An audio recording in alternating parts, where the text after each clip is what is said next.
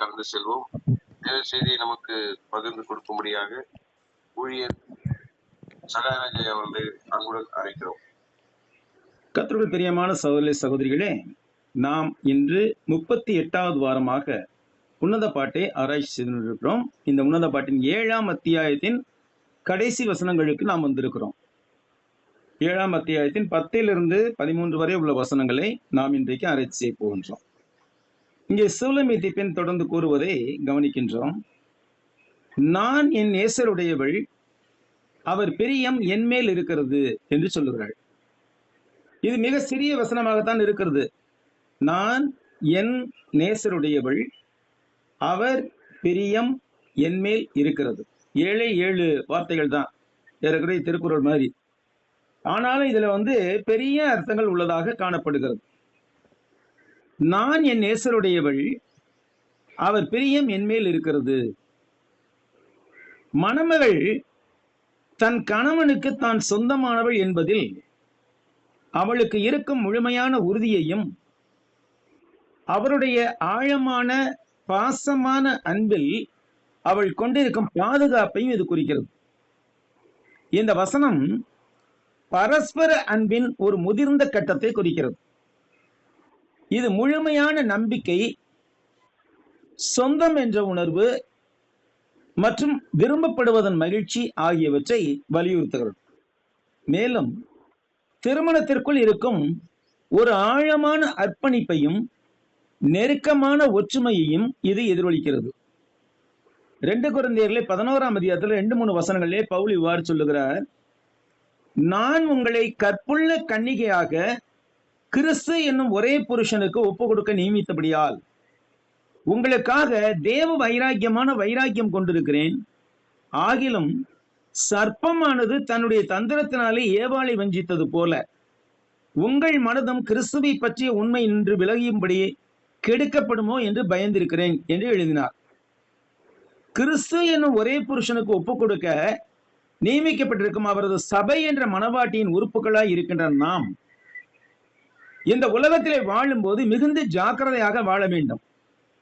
ஏனென்றால் ஏவாளை வஞ்சித்த அதே பழைய வலு சர்ப்பம் நம்மையும் கிறிஸ்துவை பற்றிய உண்மையிலிருந்து விலகும்படி நமது மனதை கெடுத்து போட கர்ஜிக்கிற சிங்கம் போல வகை தேடி சுற்றி திரிகிறான் பிசாசானவன்.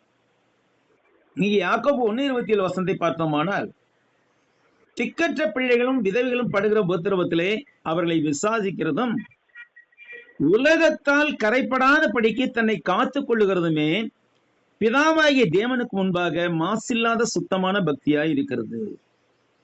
உலகத்தால் கரைப்படாத படிக்கு நம்மை காத்து கொள்ள வேண்டும்.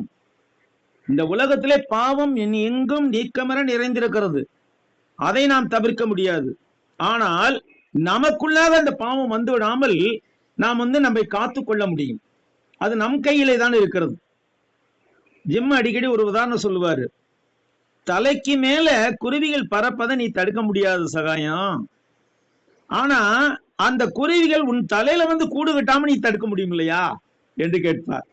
உண்மையிலேயே உலகத்தால் கரைபடாதபடிக்கு நம்மை காத்துக் கொள்வது நம்முடைய கையில தான் இருக்கிறது. தேவன் உதவி செய்கிறார். அதோடு கூட நாம் ஒரு ஸ்ட்ராங் வில் உள்ளவர்களாக, பலத்த இருதயம் கொண்டவர்களாக இருந்து உலகத்தில் பாவத்திற்கு எதிராக கூடுமானால் ரத்தம் சிந்துபடி கூட போராடுவதற்கு நாம் தயாராக இருக்க வேண்டும். சாலமன் பாடல் 7:10 முக்கிய விளக்கங்கள் பார்க்கும் போது, நான் என் நேசருடையவள், அவர் பிரியம் என்மேல் இருக்கிறது என்ற வார்த்தைக்கு இன்னும் சில விளக்கங்களை பார்ப்போம். இது சொந்தம் என்ற உறுதிப்பாட்டை கூறுவதாய் இருக்கிறது. நான் என் நேசருடையவள் என்ற சொற்றொடர் மணமகள் தன் கணவனால் உரிமை கொண்டாடப்படுகிறாள் என்பதில் அவளுக்கு இருக்கும் நம்பிக்கையை எடுத்துக்காட்டுகிறது. அவள் முழுமையும் அவருக்கு சொந்தமானவள் என்பதை காட்டுகின்றார். அடுத்து அவள் மீதான அவருடைய விருப்பம். 2வது பகுதியான அவர் பிரியம் என்மேல் இருக்கிறது என்பது மணவாளர் தன் மணவாட்டி மீது கொண்டிருக்கும் ஆழமான அர்ப்பணிப்புள்ள கவனத்தையும் ஏக்கத்தையும் வலியுறுத்துகிறது. இது வெறும் உடைமை என்ற உணர்வை விட பரஸ்பர நெருக்கத்தில் மகிழ்ச்சி பரஸ்பர நெருக்கத்தின் மகிழ்ச்சியில் கவனம் செலுத்தும் ஒரு ஆழமான பாசத்தையும் விருப்பத்தையும் குறிக்கிறது. பரஸ்பர உறவு இந்த புத்தகத்தின் சந்தர்ப்ப சூழலில் பார்க்கும்போது 2:16 6:3 இதே வாக்கியங்கள் காணப்படுகிறது. இது இப்ப நம்ம படிக்கிற இந்த வசனம் அன்பின் 3வது மற்றும் மிகவும் நெருக்கமான உறுதிப்படுத்துதல் ஆகும். அவரால் நேசிக்கப்படுவதில் அவள் தனது அடையாளத்தையும் அங்கீகாரத்தையும் கண்டுகொள்ளும் ஒரு முன்னேற்றத்தை இது காட்டுகிறது. நற்செய்தியானது அன்பின் சித்தரிப்பாக இருக்கிறது. கிறிஸ்தவ இறையியலில் இந்த வசனம் பெரும்பாலும் சபையானது, அதாவது மணவாட்டி கிறிஸ்துவுடனான, அதாவது மணவாளருடனான தனது ஐக்கியத்தை பற்றி சிந்திப்பதாக விளக்கப்படுகிறது. கிறிஸ்து தங்களை மீட்டுள்ளார் என்றும் தங்களை விரும்புகின்றார் என்றும் நாம் அறிந்திருப்பதனால் இது நமது பாதுகாப்பை அடையாளப்படுத்துகிறது, விசுவாசியின் பாதுகாப்பை அடையாளப்படுத்துகிறது. ஆதியாகமம் 3:16 உள்ள வீழ்ச்சியின் விளைவுகள் தலைகீழாக மாறியதை இந்த வசனம் பிரதிபலிக்கிறது என்றும் நாம் கூற முடியும். அங்கே உறவு சேதமடைந்தது. 3:16 ஆதியாகமம் 3:16 உறவு சேதமடைந்தது. சேதமடைந்த அந்த உறவுக்கு பதிலாக இந்த வசனம் ஒரு அன்பான கூட்டாண்மையை முன்வைக்கிறது. இங்கு கணவரின் விருப்பம் தன் மனைவியின் நன்மை மற்றும் மகிழ்ச்சியை நோக்கமாக கொண்டுள்ளது. சந்தர்ப்ப சூழலின் முக்கியத்துவம் என்னன்னு பார்க்கும்போது திருமணம் இங்கே சித்தரிப்பாக விளங்குகிறது. திருமணத்தின் சித்தரிப்பு கணவரின் அன்பில் மனைவி பெறும் பாதுகாப்பின் சித்தரிப்பாக செயல்படுகிறது. கணவன் அவளை பாதுகாத்து அரவணைத்து அவளுக்கு தேவையானவற்றை வழங்கி அவள் முழுமையாக போற்றப்படுகிறாள் என்பதை உணர வைக்கும் ஒரு உறவுக்கு இது ஒரு முன்மாதிரியாக அமைகிறது. ஆழமான அன்பு இந்த கூற்று ஒரு பிரிவு மற்றும் வளர்ச்சி காலத்திற்கு பிறகு வருகிறது. நம்ம ஏற்கனவே பார்த்தோம், 5-6 அதிகாரங்களில் பார்த்தோம். மணவாளன் கதவை தட்டுகிறார். ஆனால் மணவாட்டி திறப்பதற்கு சோம்பேறித்தனப்பட்டு கொஞ்சம் தாமதமாக வருகிறாள். அதற்குள் மணவாளன் போய் விடுகிறாள். இவள் தெருவெல்லாம் போய் தேடி திரிகிறாள். அப்ப அந்த பிரிவு மற்றும் வளர்ச்சி காலத்துக்கு பிறகு இந்த ஆழமான அன்பின் கூற்று வருகிறது. இது அவர்களின் அன்பு வெறும் ஆரம்ப ஈர்ப்பை தாண்டி ஆழமான நீடித்த நெருக்கத்தை நோக்கி நகர்ந்துள்ளதை காட்டுகிறது. இந்த 7-10 வசனத்தின் ஆவிக்குரிய அர்த்தங்கள் என்ன? சாலமோனின் பாடல் 7:10 நான் என் நேசருக்குரியவள், அவருடைய பிரியம் என்மேல் இருக்கிறது என்பது கிறிஸ்துவுக்கும் சபைக்கும் அல்லது கிறிஸ்துவுக்கும் தனிப்பட்ட விசுவாசிக்கும் இடையேயான ஒரு ஆழமான ஆவிக்குரிய ஐக்கியத்தை குறிக்கிறது. இது கிறிஸ்துவின் அன்பில் முழுமையான பாதுகாப்பையும் பரஸ்பர அர்ப்பணிப்பையும் சுயநலத்திலிருந்து விலகி அவருடைய பேரார்வமிக்க தேடலிலும் பராமரிப்பிலும் இளைப்பாறுவதற்கான ஒரு மாற்றத்தையும் பிரதிபலிக்கிறது. இதன் முக்கியமான ஆவிக்குரிய அர்த்தங்கள் பார்க்கும்போது முதலாவது பாதுகாப்பின் உறுதி. இந்த வசனம் விசுவாசி கிறிஸ்துவில் தனது பாதுகாப்பான அடையாளத்தை கொண்டிருப்பதை உறுதி செய்கிறது. அவர்கள் முழுமையாக அவருடையவர்கள் மற்றும் அவரால் நேசிக்கப்படுபவர்கள் என்ற அறிவில் இளைப்பாறுகிறார்கள். அதை இளைப்பாறுகிறோம் விசுவாசிகள். கிறிஸ்துவின் தீவிரமான தேடல்.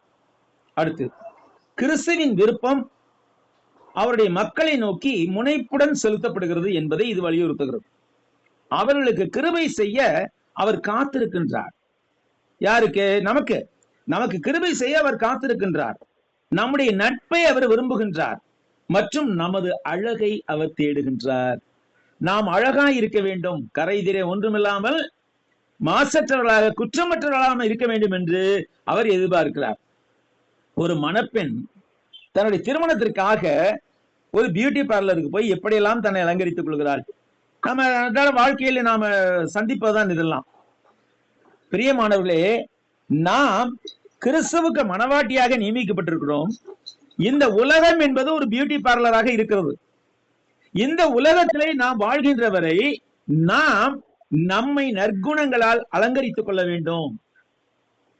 அதைத்தான் நம்முடைய ஆண்டவராகிய இயேசு கிறிஸ்து, நம்முடைய மணவாளராகிய இயேசு கிறிஸ்து விரும்புகிறார். நாம் கரை திரை முதலானவைகள் ஒன்றுமில்லாமல் மாசற்றதும் பிழையற்றதுமான சபையாக காணப்பட வேண்டும். இது கிறிஸ்துவின் தீவிரமான தேடலாக இருக்கிறது.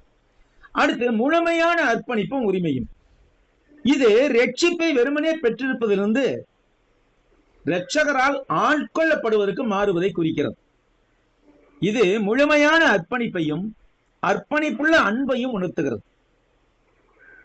வெறுமனே ரட்சிப்பு பெற்றால் மட்டும் போதாது, இரட்சகர் நம்மை ஆள அனுமதிக்க வேண்டும். திருமண உறவில கணவன் மனைவி ஒன்றிணையும் போது கணவன் ஆளுகிறான், மனைவி அடிபணிகிறாள். அதே தன்மையானது கிறிஸ்துவுக்கும் நமக்கும் காணப்பட வேண்டும். நம்மை அவர் முற்றிலுமாக ஆள்வதற்கு நாம் தாழ்மையோடு நம்மை முழுமையாக அவருக்கே ஒப்புக் கொடுக்க வேண்டும். இதான் கிறிஸ்து எதிர்பார்ப்பதுதான் முழுமையான அர்ப்பணிப்பு, கிறிஸ்து நம்மேல் கொண்டுள்ள உரிமை. அடுத்த ஐக்கியமும் நெருக்கமும்.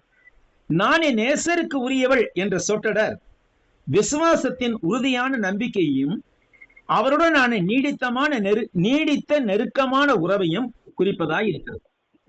நித்திய ஐக்கியத்திற்கான தயாரிப்பு. இது சாதாரணமானது அல்லங்க. இந்த உலகத்துல நாம் வாழ்கின்ற போது நாம் நம்மை நித்திய வாழ்வுக்கென்று தயாரித்துக் கொள்கிறோம். இங்கே விவரிக்கப்பட்டுள்ள ஏக்கம் நித்திய மகிமையில் மட்டுமே முழுமையாக திருப்தி அடையும்.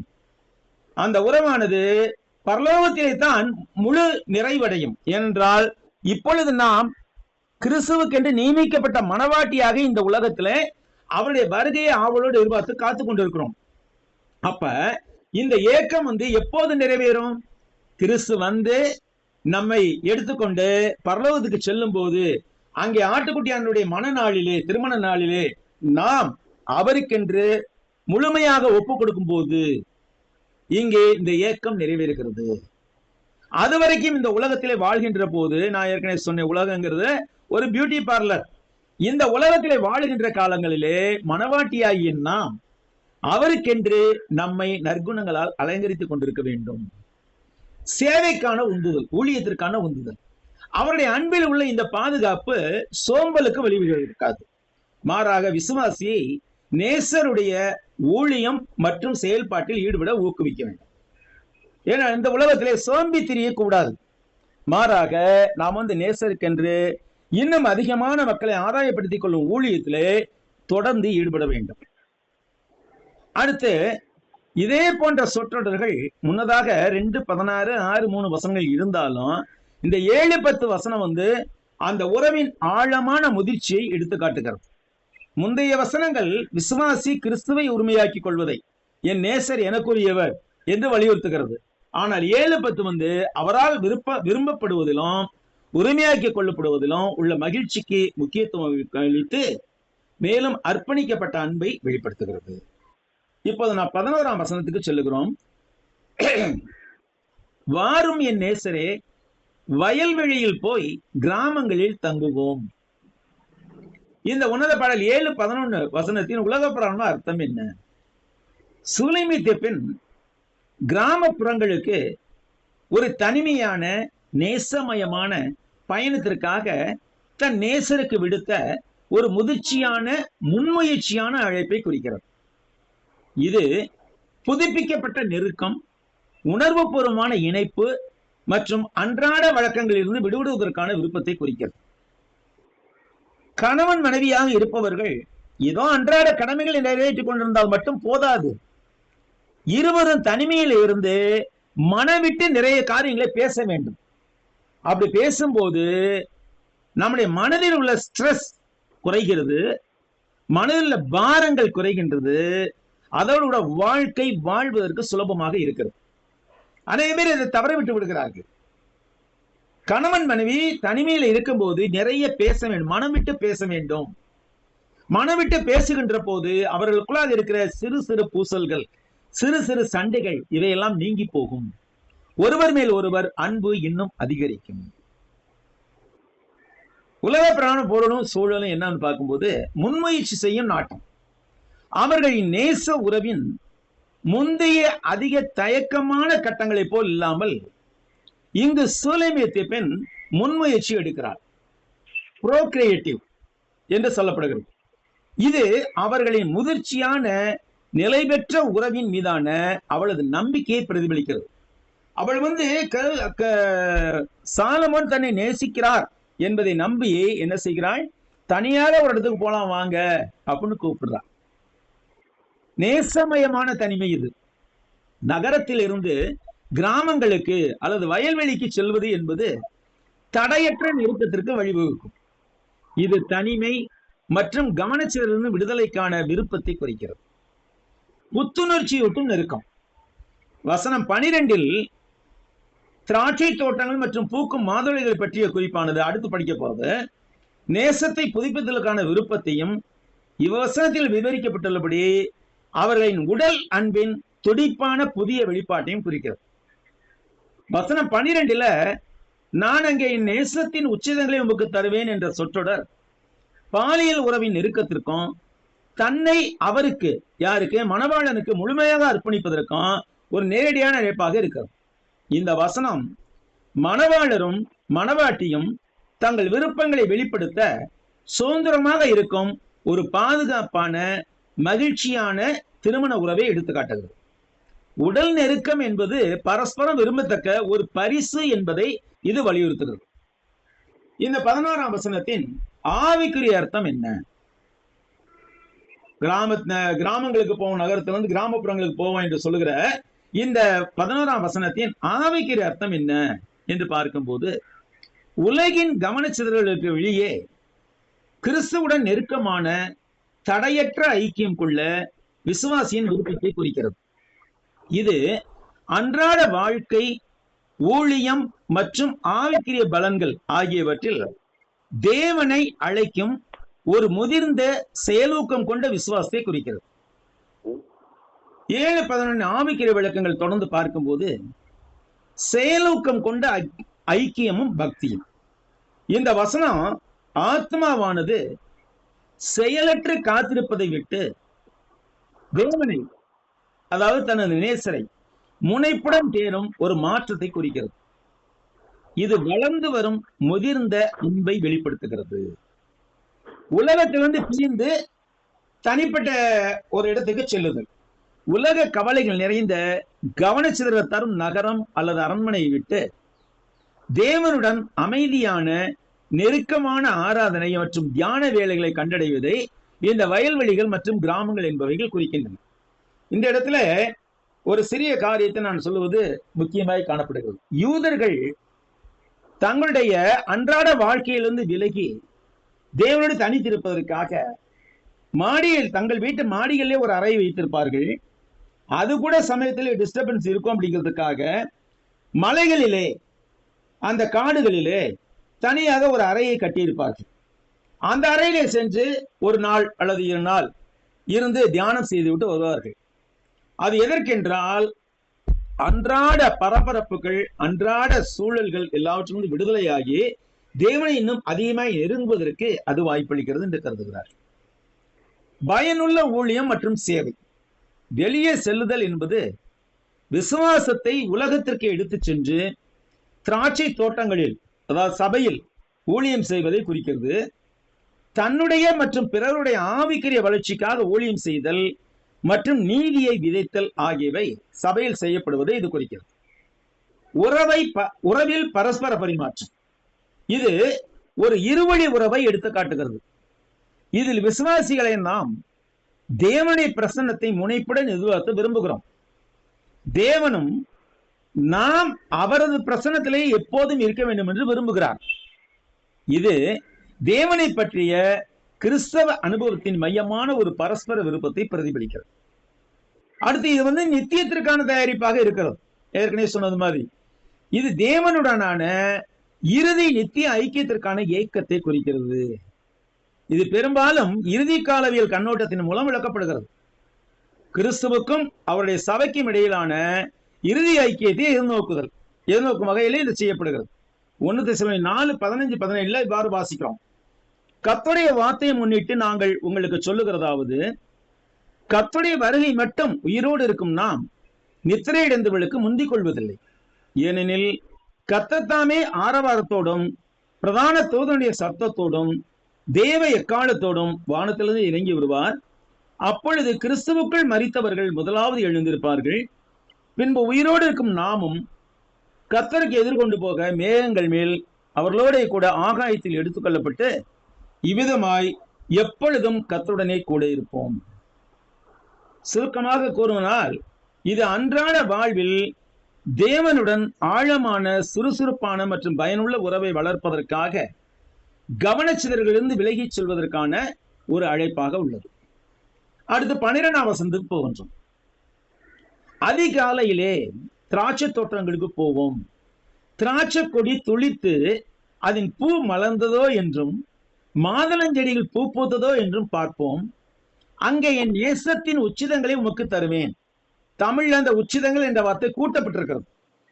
எபிரேய மொழியிலையும் ஆங்கில மொழியிலையும் இது வந்து மை லவ் என்றுதான் சொல்லப்படுகிறது. அங்கே நேசத்தை உமக்கு தருவேன் என்றுதான் சொல்லப்படுகிறது. ஆனா தமிழ் மொழியில என்னமோ தெரியல, என் நேசத்தின் உச்சிதங்களை உமக்கு தருவேன் என்று சொல்லி ஒரு வார்த்தையை சேர்த்திருக்கிறார்கள். என் நேசத்தின் சிறந்த பொருள்களை, சிறந்த பாகங்களை தருவேன் என்று அர்த்தமாகிறது. அது எதற்கு அதை சேர்த்தார்கள் என்று தெரியவில்லை எனக்கு. ஆனால் எபிரேய மொழியிலையும் ஆங்கில மொழியிலையும் கூட மை லவ் என்றுதான் இருக்கிறது தவிர அங்கே உச்சிதங்கள் என்ற வார்த்தைக்கு இணையான வார்த்தை எதுவும் காணப்படவில்லை. இந்த வசனத்தின் உலகப்பிராண விளக்கம் என்ன என்று பார்க்கும்போது, உலகியல் ரீதியான நேரடி பொருளை நாம் கவனித்தால், ஒரு மனைவி தன் கணவனுக்கு தங்களின் அன்றாட பொறுப்புகளை விட்டுவிட்டு ஒரு நேச பயணத்துக்கு செல்லுமாறு விடுக்கும் ஒரு உணர்ச்சி பூர்வமான அழைப்பாக இது இருக்கிறது. இது ஒரு முதிர்ந்த திருமண வாழ்வில் நெருக்கத்தை பேணுதல், ஏறக்குறைய ஒரு குட்டி தேனிலவு பயணத்திற்கு திட்டமிடுதல் மற்றும் பரஸ்பர இன்பத்திற்கும் உணர்வுபூர்வமான இணைப்புக்கும் நேரம் ஒதுக்குதல் ஆகியவற்றின் முக்கியத்துவத்தை இந்த வசனம் எடுத்து காட்டுகிறது. இந்த வசனத்தின் முக்கிய விளக்கங்கள் என்னவென்று பார்த்தால், முதலாவது திட்டமிடப்பட்ட நெருக்கம். மணமகள் அதிகாலையில் எழுந்து திராட்சை தோட்டத்துக்கு செல்வோம் வாரும் என்று தன்னுடைய கணவரை அழைக்கிறார். இது வந்து வழக்கமான நடைமுறைகள் உறவை தீர்மானிக்க அனுமதிப்பதற்கு பதிலாக அன்பிற்காக நேரம் ஒதுக்குவதற்கான ஒரு முன்முயற்சியான ஒரு செயலை குறிக்கிறது. திருமண அன்பை கொண்டாடுது. பூக்கும் திராட்சை கொடிகள் மற்றும் மலரும் மாதுளைகளின் படிமம் வந்து திருமண அன்பு பலனளிக்கும், உயிரோட்டமுள்ள மற்றும் மகிழ்ச்சியானதாக இருக்க வளர்க்கப்பட வேண்டும் என்பதை விவரிக்கிறது. இந்த வசனம் ஆரோக்கியமான, பேரார்வம் நிறைந்த மற்றும் பாதுகாப்பான ஒருவனுக்கு ஒருத்தி என்ற திருமண வாழ்க்கையை சித்தரிக்கிறது. இதில் மனைவி தன் கணவரின் மீதான விருப்பத்தில் பாதுகாப்பானதாக உணர்வதோடு அவரை ஆழ்ந்த நெருக்கத்திற்கு தாராளமாக அழைக்கிறாள். இவ்வசனத்தின் ஆவிக்குரிய விளக்கம் என்ன? நாம் திராட்சை தோட்டங்களுக்கு அதிகாலையில் செல்வோம், அங்கே நான் உனக்கு என் நேசத்தின் உச்சிதங்களை கொடுப்பேன் என்பது விசுவாசி கிறிஸ்துவுடனான ஐக்கியத்தை முனைப்புடனும் நோக்கத்துடனும் தேடுவதை அடையாளப்படுத்துகிறது. இது ஆத்மாவிற்கான ஒரு மினி ஹனிமூன், குட்டி தேனிலவை குறிக்கிறது. கவனச்சிதறலிருந்து விலகி அன்பான நெருக்கத்தின் மூலம் ஆவிக்குரிய வரங்களின் வளர்ச்சியை வளர்க்கவும், சாட்சி பகரவும், கொண்டாடவும் இது வழிவகுக்கிறது. பாருங்க, திருமண வாழ்க்கையில கூட நம்ம என்ன செய்யறோம், இந்த சம்மர் வெக்கேஷன் வரும்போது எங்கேயாவது டூர் போகணும் அப்படின்னு சொல்லி பிளான் பண்றோம். இதெல்லாம் வந்து எதற்காக? நம்முடைய மனதை கொஞ்சம் வளப்படுத்திக் கொள்வதற்காக. இங்க முக்கியமான ஆவிக்குரிய அர்த்தங்களும் குறியீடுகளும் என்னவென்று பார்க்கும்போது, முனைப்பான ஆவிக்குரிய தேடல். நாம் அதிகாலையில் எழுவோம் என்ற சொற்றொடர் ஆவிக்குரிய வளர்ச்சியை ஒரு செயலற்ற முயற்சியாக கருதாமல் அதற்கு முன்னுரிமை அளித்து அவசரம், விடாமுயற்சி ஆகியவற்றின் தேவையை அடையாளப்படுத்துகிறது. அடுத்து சபையும் கிறிஸ்துவும். உருவக விளக்கத்தில் திராட்சை தோட்டங்கள் என்பது விசுவாசிகளை கொண்ட சபையையோ அல்லது சமூகத்தையோ குறிக்கிறது. அதே நேரத்தில் சூலைமீத்த பெண்ணுக்கும் அவருடைய நேசருக்கும் இடையிலான தொடர்பு என்பது கிறிஸ்துவுக்கும் அவருடைய சபைக்கும் இடையிலான நெருக்கமான ஆழமான உறவை குறிக்கிறது. ஆவிக்குரிய முதிர்ச்சியை சோதித்தல். திராட்சை கொடி துளித்திருக்கிறதா என்று பார்ப்பது ஒருவரின் ஆவிக்குரிய வாழ்க்கையை உள்நோக்கி ஆராய்வதை குறிக்கிறது. இது கிறிஸ்துவுக்குள் புதிய வாழ்வு, வளரும் கிருபை மற்றும் கண்ணுக்கு தெரியும் பலன் ஆகியவற்றை சோதிப்பதாக உள்ளது. அடுத்து பக்தியின் மாதுளை. மாதுளைகள் வளத்தையும் செழிப்பையும் குறிக்கின்றன. அவைகள் மலர்வது என்பது தேவன் மீதான ஆவிக்குரிய அன்பு மற்றும் உடன்படிக்கையின் உண்மையுள்ள தன்மையின் முதிர்ந்த உயிரோட்டமான வெளிப்பாட்டை குறிக்கிறது. அங்கே நான் உமக்கு என் நேசத்தின் உச்சதங்களை கொடுப்பேன். இது நோக்கமுள்ள பக்தியின் சூழலில்தான் உண்மையான நெருக்கம் வளர்க்கப்படுகிறது என்பதை உணர்ந்து ஒருவரின் அன்பு, பாசம் மற்றும் பக்தியை தேவனுக்கு வழங்கும் செயலை குறிக்கிறது. அடுத்து நாம் இந்த அத்தியாயத்தின் நிறைவான வசனத்துக்கு வருகின்றோம். 13ஆம் வசனத்துக்கு வருகின்றோம். இதை முடித்துக் கொள்ளலாம் என்று நான் நினைக்கின்றேன். அடுத்த வாரம் நம்ம அடுத்த அத்தியாயத்துக்கு போவோம். தூதாயும் பழம் வாசனை வீசும், நமது வாசல்கள் அண்டையிலே புதியவைகளும் பழையவைகளுமான சகலவிதமான அருமையான கனிகளும் உண்டு. என் நேசரே, அவைகளை உமக்கு தருகிறேன். இவ்வசனத்தின் பூமிக்கிற விளக்கம் என்னன்னு பார்க்கும்போது, திருமணத்திற்குள் இருக்கும் நெருக்கமான அன்பு, அர்ப்பணிப்பு மற்றும் தயார் நிலையின் ஒரு கவித்துவமான வெளிப்பாடாக இது இருக்குது. சூலமேத்திய பெண் தன் அன்புக்குரியவரை கிராமப்புறத்துக்கு அழைத்து தம் அன்பை, அதாவது தூதாயும் கனிகளை தருவதாக வாக்குறுதி அளித்து புதிய பேரார்வத்தையும் நீடிய பக்தியும் இணைத்து தன் அன்பை அவருக்காகவே பிரத்யேகமாக சேமித்து வைத்திருப்பதாக அவருக்கு உறுதியளிக்கிறார். கிறிஸ்துவுக்காக மாத்திரமே நாம் அன்பை செலுத்துவர்களாய் இருக்க வேண்டும். உலகப்படியான விஷயங்கள் எதிலையும் நாம் அன்பு செலுத்துவதாய் இருந்தால் அது கிறிஸ்துவுக்கு பிடிக்காது. இதை நாம் கவனிக்க வேண்டும். தூதாயும் பழங்கள் நறுமணம் தருகின்றன. இது நேசத்தின் ஆசை மலர்ச்சியையும் நெருக்கத்திற்கான எதிர்பார்ப்பையும் குறிக்கிறது. ஏனெனில் பண்டைய காலங்களில் தூதாயும் பழங்கள் வளமை, ஃபெர்டிலிட்டி மற்றும் அன்புடன் தொடர்பு படுத்தப்பட்டன. இந்த நாட்களில் டூரியன் பழம் அந்த வேலையை செய்வதாக கருதப்படுகிறது. ஊட்டி போன்ற இடங்களிலே டூரியன் பழங்கள் பயிரிடப்பட்டு விற்பனை செய்யப்படுகின்றன. இந்த டூரியன் பழங்கள் பிள்ளை பெற்று ஊக்குவிக்க கூடியவைகளாக இருக்கின்றன என்று சொல்லப்படுகிறது. எங்கள் வாசல்களில் சகலவிதமான இன்பமான கனிகளும் உண்டு என்று சொல்லுகிறார். இது அவர்களின் கூட்டு வாழ்க்கையில் கிடைக்கும் அன்பு, மகிழ்ச்சி மற்றும் நெருக்கமான அனுபவங்களின் மிகுதியை குறிக்கிறது. புதியதும் பழையதும் இது அவர்களின் நிறுவப்பட்ட பிணைப்பின் ஆழத்தையும் வரலாற்றை மதிக்கும் அதே வேளையில் தொடர்ந்து புதுப்பிக்கப்படும் அன்பையும் குறிக்கிறது. உமக்காகவே நான் சேமித்து வைத்திருக்கிறேன் என்பது விசுவாசியின் நோக்கத்தையும் விசுவாசியின் விசுவாசத்தையும் பிரத்யேக தன்மையும் குறிக்கிறது. விசுவாசி தன்னை முழுவதுமாக தன்னுடைய நேசருக்காக ஒதுக்கி வைத்திருக்கிறார். நல்லா கவனிங்க சோதரே, விசுவாசியான நாம் நம்மை முற்றிலுமாக நேசருக்காக ஒதுக்கி வைக்க வேண்டும், பரிசுத்தமாக்க வேண்டும். அடுத்து இந்த 7:13 உள்ள தூதாயும் பழங்களின் சிறப்பு என்ன? உன்னத பாட்டு 7:13 தூதாயும் பழங்களின் சிறப்பு என்னவென்று பார்க்கும்போது, அவற்றின் சக்தி வாய்ந்த இனிமையான நறுமணமே ஒரு சிறப்பாக இருக்கிறது.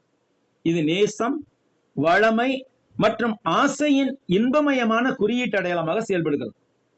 பண்டைய காலங்களில் இந்த கனிகள் வளமை மற்றும் பாலியல் ஆசையை அதிகரிக்கும் சக்தியோடு அடிக்கடி இணைக்கப்பட்ட ஒரு நேசக்கனியாக அவை ஒரு நெருக்கமான சூழலை உருவாக்குகின்றனவாக இருந்தன. இது தம்பதிகளுக்கிடையேயான நேசம் முதிர்ச்சியடைந்து அவர்களை அழைப்பதாக உள்ளது என்பதை குறிக்கிறது. நேச அன்பின் சின்னம். தூதாயும் கனிகளின் நறுமணம் வசந்த காலத்துடனும் அன்பின் எழுச்சியுடனும் தொடர்புடையதாக இருக்கிறது. இது நேசமயமான மற்றும் நெருக்கமான சூழலை மேம்படுத்துகிறது. வளமையுடனான தொடர்பு. இது வரலாற்று ரீதியாகவும் வேதாகமத்தின் சூழலிலும் கூட இவை வளமையை மேம்படுத்துவதாக நம்பப்பட்டன. மேலும் அவை பண்டைய காலத்தில் நேசமயமானவற்றையும் வளமையானவற்றையும் மேம்படுத்தும் சூழல்கள் அடிக்கடி பயன்படுத்தப்பட்டன. ஆதியாகமம் 30 ஒரு உதாரணம் இருக்கிறது.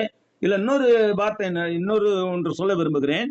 ஆதியாகமம் 30ஆம் அதிகாரத்திலையும் இந்த உன்னத பாட்டிலையும் மட்டும்தான் தூதாயும் பழங்கள் சொல்லப்படுகின்றன. அந்த ஆதியாகமம் 30ஆம் அதிகாரத்தில் 14-16 வசனங்களிலே அங்கு சொல்லப்படுகிறது, கோதுமை அறுப்பு நாட்களிலே ரூபன் வயல்வெளிகளிலே போய் தூதாயும் கனிகளை கண்டெடுத்து அவைகளை கொண்டு தன் தாயாகிய லேயாள் இடத்தில் கொடுத்தான். அப்பொழுது ராக்கேல் லேயாளை நோக்கி, உன் குமாரனுடைய தூதாயும் கனிகளில் எனக்கு கொஞ்சம் தாய் என்றாள். ஏன்னா ராக்கேலுக்கு என்ன செய்யல, குழந்தை இல்லப்ப. இந்த தூதாயும் கனிகள் குழந்தையை உற்பத்தி பண்ணக்கூடிய தன்மை உடையவை என்று கருதப்பட்டன. அதற்கு அவள் 15ஆம் வசனம், அதற்கு அவள், நீ புருஷனை எடுத்துக்கொண்டது அற்பமான காரியமா? என் குமாரனுடைய தூதாயும் கனியை எடுத்துக்கொள்ள வேண்டுமோ என்றாள். அதற்கு ராகேல், உன்னுடைய குமாரனுடைய தூதாயும் கனிகளுக்கு ஈடாக இன்று இரவு அவர் உன்னுடைய சயனிக்கட்டும் என்றாள். சாயங்காலத்தில் யாக்கோபு வெளியிலிருந்து வருகையில் லேயால் புறப்பட்டு அவனுக்கு எதிர்கொண்டு போய், என் குமாரனுடைய தூதாயும் கனிகளால் உம்மை கொண்டேன், ஆகையால் நீர் என்னிடத்தில் வர வேண்டும் என்றாள். ஆகையால் அவன் அன்று இரவு அவளுடைய சயனித்தான். அதன் மூலம் ஒரு மகனும் பிறக்கிறான் என்று நாம் பார்க்கின்றோம். தூதாயும் கனிகள் அன்பின் அடையாளமாக இருப்பதோடு கருப்பையின் பலத்தை அதிகரிப்பவர்களாக கருதப்பட்டன. தூதாயும் கனிகளின் நறுமணம் நேச உறவுகளும் சூழலை அதிகரிக்க உதவுகிறது. இது நேசர்கள் தங்களின் நெருக்கமான சந்திப்புக்கு தயாராக இருப்பதை குறிக்கிறது. நறுமணம் முக்கியத்துவம். நறுமணத்தை வெளிப்படுத்துதல் என்பது இருவர் பகிர்ந்து கொள்ளும் நேசத்தின் இன்பத்தையும் வசீகரமான தன்மையும் வலியுறுத்துகிறது. இது காதலின் வாசனையை போல ஒரு இனிய நறுமணத்தை ஏற்படுத்துகிறது. இந்த பகுதி தூதாயும், இதை மாண்ட்ரேக் என்றும் ஆங்கிலத்தில் குறிப்பிடுகிறது, பழத்தை குறியீட்டு நறுமண கூறாக பயன்படுத்துகிறது. இது வாசலில் உள்ள ஒவ்வொரு சுவையான உணவுடனும் சேர்த்து பகிரப்பட்ட அர்ப்பணிப்புள்ள மற்றும் அன்பின் ஒரு உறவின் செழுமை, அழகு மற்றும் நெருக்கமையான தன்மையை குறிக்கிறது. மாண்ட்ரேக்குகள் அல்லது தூதாயம் கனிகள் இவை நேசத்தின் ஆப்பிள்கள் எனப்படுகின்றன. இங்கு குறிப்பிடப்படும் பழம் சற்று தாவரவியலையும் பார்க்க வேண்டும். நாம் அட்ரோபா மாண்ட்ரகோரா என்ற வகையை சேர்ந்தது என்று பொதுவாக ஏற்றுக்கொள்ளப்படுகிறது. இது மே மாதத்தில் பழுக்கும் ஒரு சிறிய பிளம் பழத்தின் அளவில் உருண்டையாக மஞ்சள் நிறத்தில் மென்மையான சதைப்பற்றுடன் காணப்படும். இந்த தாவரம் உருளைக்கிழங்கு மற்றும் கத்தரிக்காய் ஆகியவை உள்ள அதே குடும்பத்தை, சொலனேசியே குடும்பத்தை சேர்ந்தவை. இந்த பழம் அமெரிக்காவில், அதாவது வட அமெரிக்காவில் சமையலில் ஒரு காய்கறியாக பரவலாக பயன்படுத்தப்படுகிறது. மாண்ட்ராகரா ஒரு நீண்ட கேரட் வடிவ வேரை கொண்டுள்ளது. அதிலிருந்து சாம்பல் நிற இலைகளில் ஒரு கொத்து வளர்கிறது. இது பிரிம்ரோஸ் செடியின் இலைகளைப் போலவே இருக்கும், ஆனால் பெரிதாகவும் தரையில் தட்டையாக படர்ந்தும் காணப்படும். இவற்றுக்கிடையே அடர்ந்த ஊதா நிறத்தில் பூக்கள் தனித்தனியாக மலர்கின்றன. கேனன் ரின்ஸ்டாம் என்பவர் ஒரு புத்தகம் எழுதியிருக்கிறார், வேதாகமத்தின் இயற்கை வரலாறு என்ற புத்தகம். அதுல 467 பக்கத்திலே இவ்வாறு சொல்லுகிறார், இந்த பழம் விரும்பத்தகாதது அல்ல, அதை நான் சாப்பிட்ட போது நிறைய தூக்கத்தை வரவழைத்தது, மற்றபடி வேற எந்த தீய விளைவுகளையும் நான் அனுபவிக்கல என்று எழுதினார். ஆனால் கிழக்கத்திய நாடுகளில் இது பல மூட நம்பிக்கைகள் உட்பட்டிருந்தது. இன்றும் அவ்வாறே உள்ளது. இது மலட்டுத்தன்மைக்கு எதிரான ஒரு குறிப்பிட்ட மருந்து என்ற பரவலான நம்பிக்கையிலிருந்து இந்த எபிரேய பேர் உண்டானது. மாண்ட்ரே என்ற பேர் உருவானது. எனவே தனக்கென சொந்த பிள்ளைகள் வேண்டும் என்று ஏக்கம் கொண்டிருந்த ராக்கேல் அந்த பழத்தில் சிலவற்றை பெற ஆவலாக இருந்தார். யாக்கோபு தன் கூடாரத்தில் இரவை கழிக்க வேண்டும் என்ற நிபந்தனை பேரிலேயே லேயாள் அதற்கு சம்மதித்தாள். ஆதியாகமம் 30:14 மாண்ட்ரேக்கள் காணப்பட்டன. அதே போது உன்னத பாட்டு 7:13 காணப்படுகிறது. இந்த 2 வசனங்களை தவிர வேறு எந்த வசனத்திலும் இந்த பழத்தின் பெயரோ இந்த பழத்தை பற்றிய குறிப்போ காணப்படுவதில்லை. தூதாயும் பழம் என்பது. அப்ப இந்த 10-13 வசனங்கள் நாம் கற்றுக்கொள்ளக்கூடிய முக்கியமான வாழ்க்கை பாடங்கள் என்ன? முதலாவது, நேசத்தில் முன்முயற்சியுடன் இருங்கள். அன்றாட அழுத்தங்களில் இருந்து விலகி திட்டமிட்டு அமைதியான நேரத்தை ஒன்றாக செலவிட வேண்டிய அவசியத்தை உணர்த்தும் வகையில் ஒரு வயல் அல்லது திராட்சை தோட்டம் போன்ற சூழலின் கவனிச்சதிலிருந்து விலகி ஒருவரை ஒருவர், கணவன் மனைவியையும் மனைவி கணவனையும் கவனித்துக் கொள்வதன் மூலமாக அந்த கணவன் மனைவி உறவானது உயிர்ப்புடன் வைக்கப்படும். ஆன்மீக ஐக்கியத்துடனான தொடர்பு. பலர் இதை ஆத்மா தேவனுடன் கொள்ளும் ஐக்கியத்திற்கான உருவமாக புரிந்து கொள்ளுகிறார்கள். அதாவது அவருக்கு சொந்தமானவர்கள் என்பதில் மகிழ்ச்சி அடைவதும் அந்த ஆவிக்குரிய நெருக்கத்தை வளர்த்துக் கொள்வதற்கான நோக்கத்துடன் கூடிய அமைதியான நேரத்தை விரும்புவதுமாக இருந்தது. அன்பு என்பது ஒரு உயிருள்ள விஷயம், entity. It is a living entity என்பதையும் அது தலை தூங்கி வளர பேணப்பட வேண்டும், வளர்க்கப்பட வேண்டும் என்பதையும் வெறும் வார்த்தைகளை கடந்து செயலிகளுடன் பகிரப்பட்ட பக்தியாக அது மாற வேண்டும் என்பதையும் இந்த வசனங்கள் நமக்கு எடுத்து காட்டுகின்றன. இத்துடன் நாம் உன்னத பாட்டின் இந்த வார ஆராய்ச்சி வகுப்பை நிறைவு செய்கிறோம். கர்த்தருக்கு சித்தமானால் அடுத்த வாரம் இதே நாளில் இதே நேரத்தில் நாம் தொடர்ந்து 8ஆம் அத்தியாயத்தின் வசனங்களை ஆராய்ச்சி தொடங்குவோம். அதுவரை உங்கள் யாவருக்காகவும் ஜெபிக்கிறேன். எனது ஊழியத்தின் உலகளாவிய வளர்ச்சிக்காக ஜெபிக்கும்படி உங்களையும் அன்புடன் கேட்டுக்கொள்கிறேன். நன்றி சகோதரர்களே, நன்றி சகோதரிகளே. தேவனுக்கு சதா காலம் மகிமை உண்டாவதாக. தேவ செய்தியை தந்த ஊழியர் சகாராஜா அவர்களுக்கு சபையின் சார்பாக வாழ்த்துக்களை தெரிவித்துக் கொள்கிறோம். இப்பொழுது நாம் நிறைவான ஜெபத்துக்காய் கடந்து